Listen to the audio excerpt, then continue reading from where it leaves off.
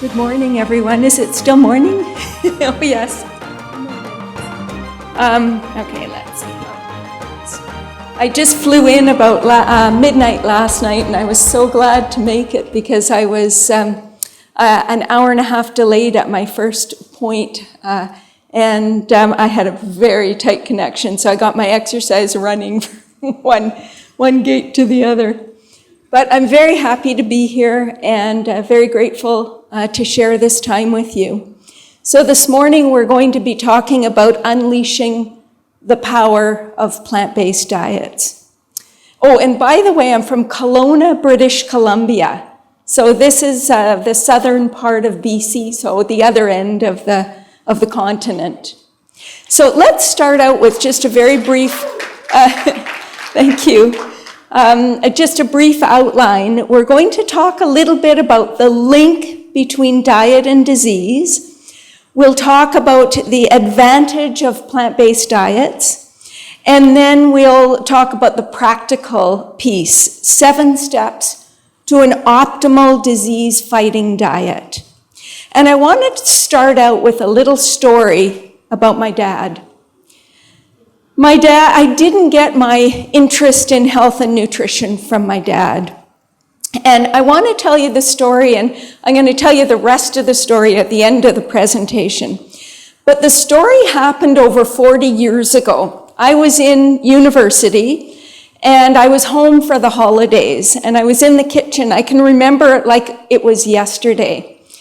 And as I was preparing supper in the kitchen, my dad walked by the kitchen, and he was teasing me. I was studying nutrition and I was all into health, and he wasn't.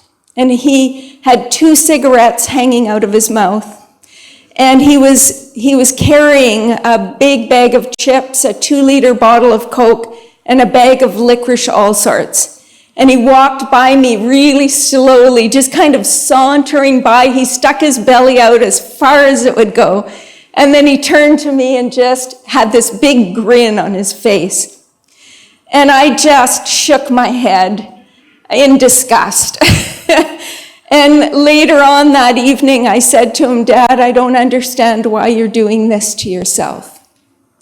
And he said to me, "I would sooner live 50 years doing what I love to do, just having that freedom to eat what I want to eat and smoke my cigarettes."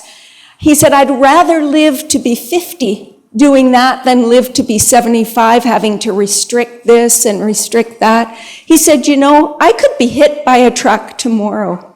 And I said to him, "I know, Dad, but it doesn't mean you should go walk out in front of one." And the reality is, of course, this is what we know.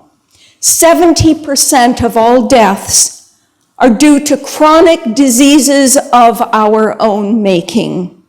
An estimated 80 to 90% of heart disease, 90% of type 2 diabetes, and about 40 to 70% of cancers are considered entirely preventable. And in 2011, the World Health Organization identified the 4 big lifestyle culprits as being a sedentary lifestyle, alcohol, tobacco, and an unhealthy diet. And they define the unhealthy diet as one that is based on processed foods with added fat, sugar, and salt, and animal products rich in saturated fats. It's low in vegetables, fruits, legumes, whole grains, nuts, and other high-fiber foods. And I want you to notice something about this quote. They name 2 things that are responsible for our high risk of chronic disease. Number 1, processed foods with added fat, sugar, and salt. And number 2, animal products rich in saturated fats. They name 1 category of foods that protects us, and that is plant foods. And if you look around the world, the people at the highest risk are inactive populations consuming Western-style diets. The highest rates globally are North America, Northern Europe, Australia, and of course all of the developing countries who are adopting our Western ways, unfortunately. And at the lowest risk are populations who live simply, are physically active, and consume unprocessed plant-based diets. The lowest rates globally are some parts of rural Asia, South America, and of course, the people of the blue zones. And for those of you, most of you have probably heard about the blue zones, but the blue zones are places in the world where people live the longest, healthiest lives. What's really unique about the blue zones is when people reach 90 or 100 years of age, they're actually still productive. They're doing things, and that's what we all want to achieve. So there are 5 blue zones: Okinawa, Japan, and that's kind of the traditional Okinawans; Sardinia, Italy; Loma Linda, California, which is the Seventh-day Adventists of Loma Linda; Ikaria, Greece; and the Nicoya Peninsula of Costa Rica. And what's interesting about the blue zones is that every single blue zone on the planet, they tend to have features that are common to all of these blue zones. And they are that they all have strong sense of family. They tend not to smoke. They're very socially engaged.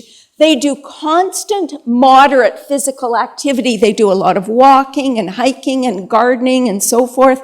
And where diet is concerned, there are 2 things that are common to all the blue zones. One is that they all consume plant-based diets, and the second is that they all consume legumes.